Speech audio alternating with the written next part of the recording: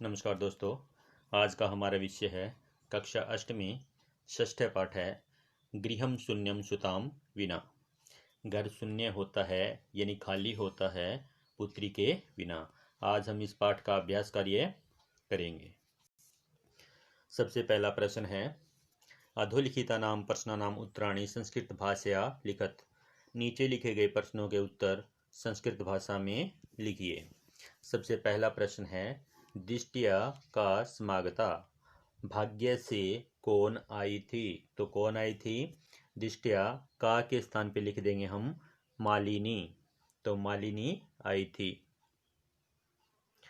दिष्टिया मालिनी, दिष्टिया मालिनी समागता, भाग्य से मालिनी आई थी। आगे प्रश्न नंबर इसी का ख भाग है राकेशस्य कार्यालय का निश्चिता। राकेशस्य कार्यालय, राकेश के कार्यालय में क्या निश्चित हुआ, यानी का मतलब क्या निश्चित हुआ था। तो राकेशस्य कार्यालय का के स्थान पर हम लिख देंगे, का के स्थान पर लिखेंगे कि राकेशस्य कार्यालय महत्वपूर्ण गोष्ठी निश्चिता। एका यानी एका एक महत्वपूर्ण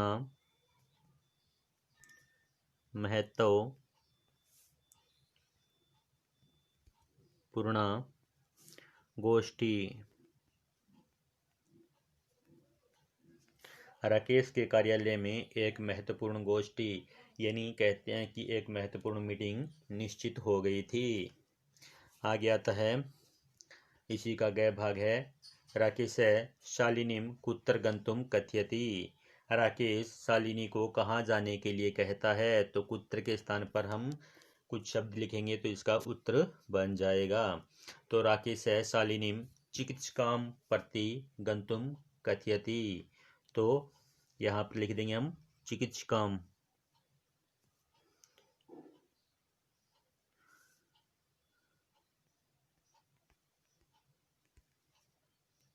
काम प्रति गंतुम कथयति। कुत्र के स्थान पर ये शब्द आ जाएंगे। राकेश मालिनीम चिकित्सकाम प्रति गंतुम कथयति। इसी का घ भाग आ जाता है सायंकाले भ्रातः कार्यालयात् आगत्य किम करोति। शाम के समय में भाई कार्यालय से आकर क्या करता है। तो किम के स्थान पे लिखेंगे सायंकाले भ्रातः कार्यालयात् आगत्य पूजा गृहे दीपम प्रज्वाल्यति, यानी पूजा घर में। इसका उत्तर थोड़ा नीचे लिख देते हैं। किम के स्थान पर आएगा सायंकाले भ्रातः कार्यालयात् आगत्य पूजा गृहे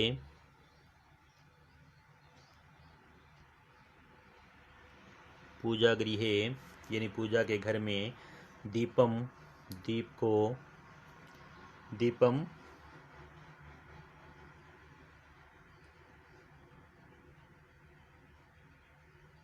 दीपक को प्रज्वाल्यति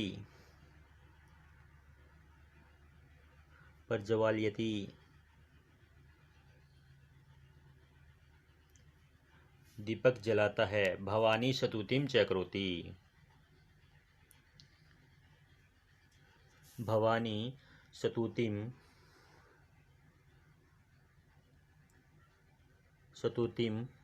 च करोति।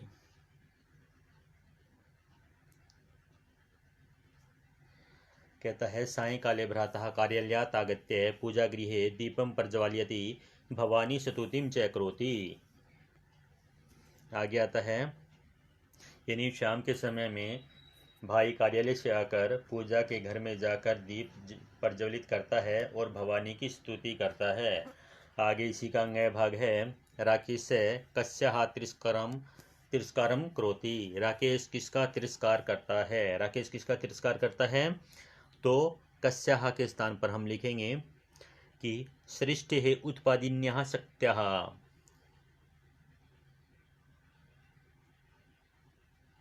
सृष्टिः यानी सृष्टि की उत्पादिन्य उत्पादिन्या उत्पादिन्या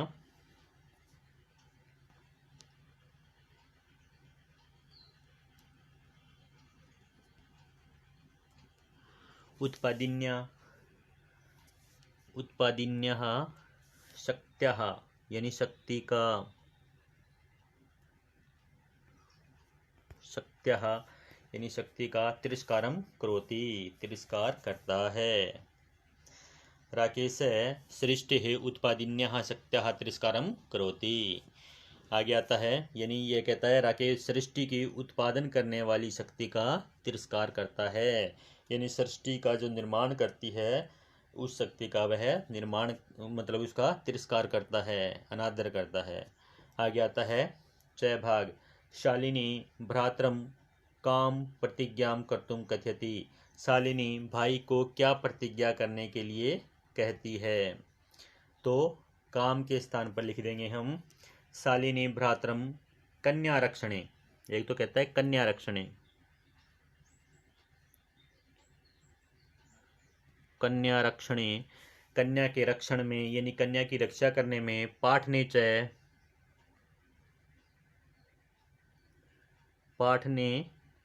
च और पढ़ाने में। पाठने च का मतलब और पढ़ाने में, च का मतलब होता है और पढ़ाने में दत्त चित्त स्थास्यसि। दत्त चित्त यानी मन लगाना, स्थास्यसि रहेगा यानी मन लगाकर रहेगा,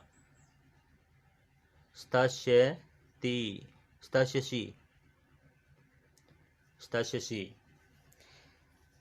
शालिनी भ्रातरम कन्या रक्षणे पाठने च दत्तचित्त स्थास्यसि प्रतिज्ञां कर्तुम कथयति। यह प्रतिज्ञा करने के लिए कहती है इति प्रतिज्ञां कर्तुम कथयति। शालिनी भ्रातरम कन्या रक्षणे पाठने च दत्तचित्त स्थास्यसि इति प्रतिज्ञां कर्तुम कथयति। आगे आता है यत्र नार्यः न पूज्यन्ते तत्र किं भवन्ति। यत्र जहाँ पर नारियाँ नहीं पूजी जाती हैं वहाँ पर क्या होता है, जहाँ पर नारियाँ नहीं पूजी जाती है वहाँ पर क्या होता है। यत्र नार्यः न पूज्यन्ते तत्र सर्वा क्रिया अफला भवन्ति, तो किम के स्थान पर आ जाएगा सर्वा क्रिया अफला। सर्वाः क्रियाः सभी क्रिया अफलाः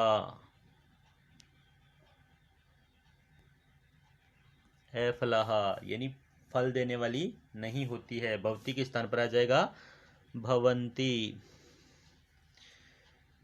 यहां पर हो जाता है भवंती।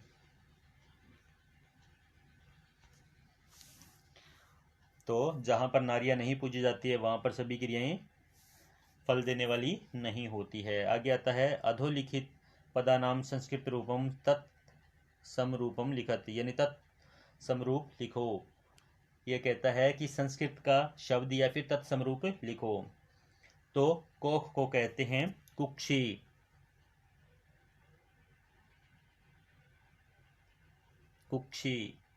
ठीक है। साथ में आता है सह, साथ का हो गया सह। गोद का हो जाएगा क्रोड़ा,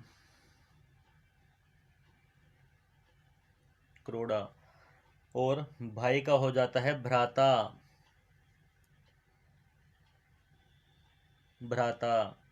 कुआ का होता है कूपे, कुआ का हो जाता है कूपे।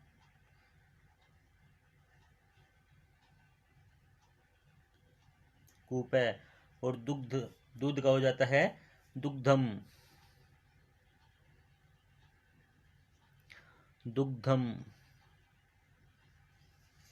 ये हो जाता है। आगे आता है प्रश्न नंबर 3, उदाहरणम अनुसृत्य कोष्ठक प्रदत्तेषु पदेषु तृतीय विभक्ति प्रयुज्य रिक्तस्थानानि पूरयेत्। कोष्ठक में दिए गए शब्दों को तृतीय विभक्ति लगाकर प्रयोग करना है। तो ये जैसे पहले में इसने लगा ही रखा है, यह खाली स्थान था, सह पुत्री गच्छति, सह के साथ में तृतीय विभक्ति वाला शब्द आता है तो मातृ में तृतीय लगा दिया तो बन गया मात्रा। खालिस्तान विना विद्या न लभ्यते, खालिस्तान के बिना विद्या प्राप्त नहीं होती, तो यहाँ पर विना के साथ में भी तृतीय विभक्ति लगेगी, तब इसका बनेगा परिश्रमेण।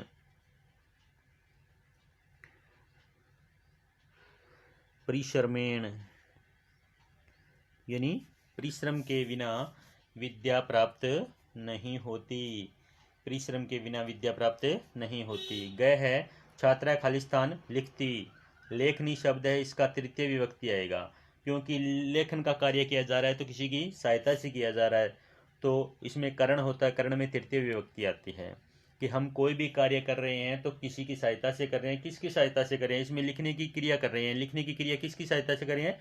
लेखनी की सहायता से। तो जो जिसकी सहायता से कर रहे हैं वह हमारा करण होता है, साधन होता है, और करण और साधन में तृतीय विभक्ति लगती है, तो लेखनी का तृतीय विभक्ति में बनेगा लेखन्या, तो बनेगा लेखन्या।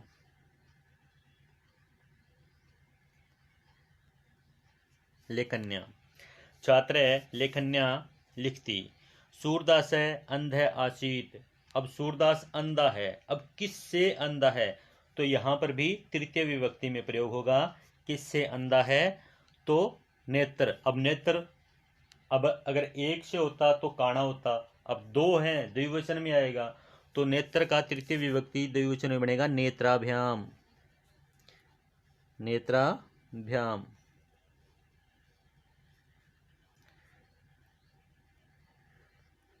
नेत्राभ्याम, नेत्राभ्याम।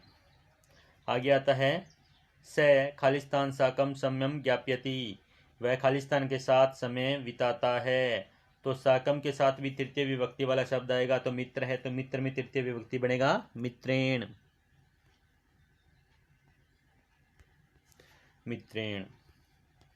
आगे आता है कै स्तंभे विशेषण पदम दत्तम, कै स्तंभे च विशेष्य पदम तयोर मेलनम कुरुत। यह कहता है कै स्तंभ में, कै स्तंभ के नीचे तो क्या लिखे हैं? विशेषण, ठीक है, और कै स्तंभ के नीचे लिखे हैं विशेष्य, ठीक है, यानी ये तो विशेषता वाले शब्द हैं और ये जिसकी विशेषता बताई जा रही है उनके हैं, तो इनको क्या करना है? मिलाना है। तो सबसे पहला ये क्या कहता है? स्वस्था। स्वस्था का मतलब स्वस्थ है, क्या है स्वस्थ?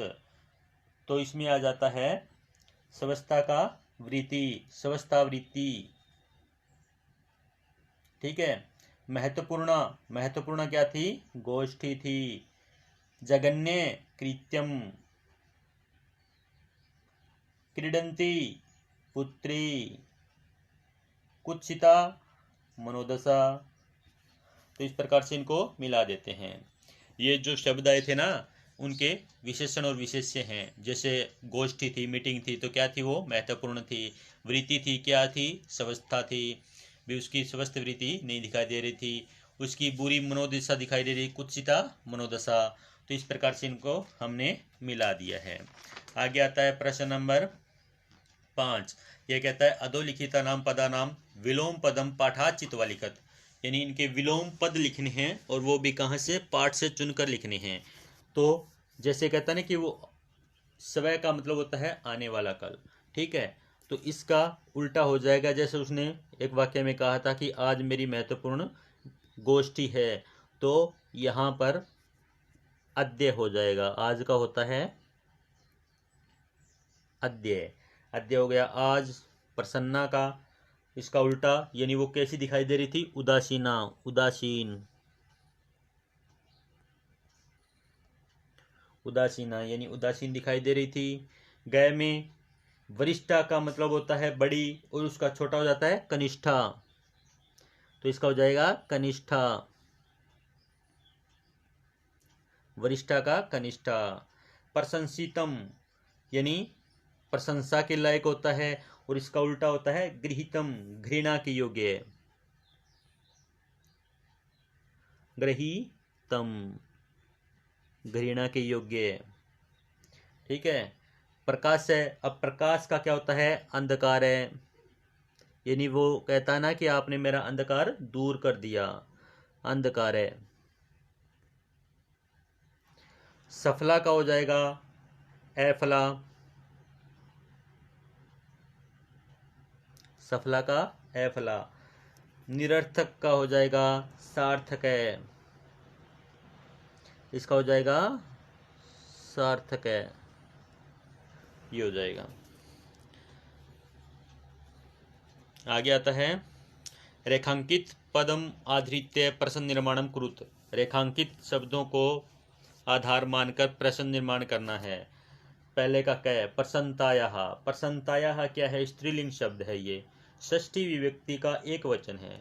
तो किम शब्द रूप में स्त्रीलिंग में षष्ठी विभक्ति का एक वचन बनेगा कस्याः, तो इस शब्द के स्थान पर आ जाएगा कस्याः, कस्याः। कस्याः विषयोऽयं, यानी यह किसका विषय है, कस्याः विषयोऽयं। फिर आगे प्रश्नवाचक चिन्ह लग जाएगा पूर्ण विराम के स्थान पर। आगे आता है सर्वकारस्य घोषणा अस्ति। सर्वकारस्य, अब सर्वकारस्य क्या है, पुल्लिंग है, षष्ठी एक वचन है। तो किम का पुल्लिंग षष्ठी एक वचन में बनता है कस्य, तो यहाँ पर आ जाएगा कस्य और प्रश्नवाचक चिन्ह। तो यह हो जाता है अहम सब अपराधम स्वीकरोमि, मैं अपना अपराध स्वीकार करता हूँ।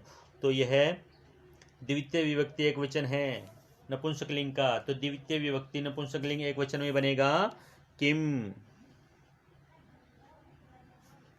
ठीक है।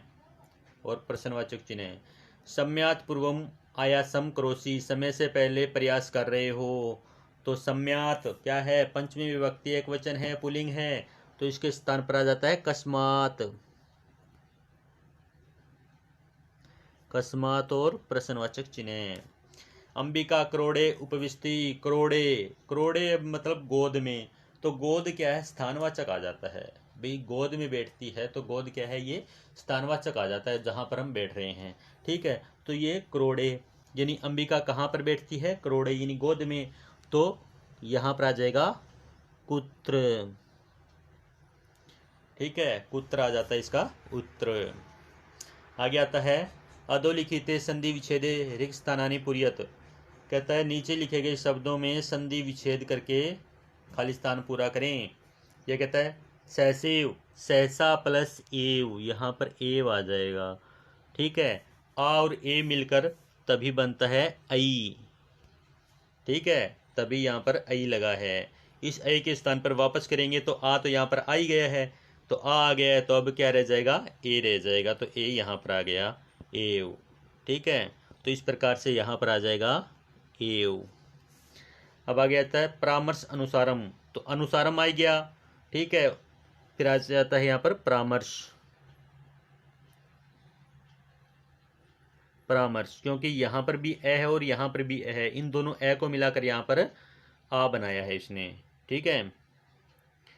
तो इस प्रकार से ये हो गया वर्दाहा, तो रहा तो आ गया, वदाहरा तो रहा तो आ गया, तो यहाँ पर वद आ जाएगा, वद। अधुनेव, अधुना आ गया है तो वही एव। आगे प्रवृत्तोस्मि, प्रवृत्ता आ गया है, सॉरी प्रवृत्तोपि, प्रवृत्ता आ गया है तो यहाँ पर आ जाएगा अपि। यह बन गए हमारे संधि विच्छेद। इस प्रकार से यह पाठ हमारा हो गया है। इस पाठ का अभ्यास कार्य हमने कर लिया है। इस पाठ के अभ्यास कार्य को अच्छे प्रकार से समझें और करें। इस पाठ का अध्ययन हमने पिछले वीडियो में कर लिया था। आगे हम मिलेंगे अगले वीडियो में, तब तक के लिए नमस्कार, जय हिंद, धन्यवाद दोस्तों।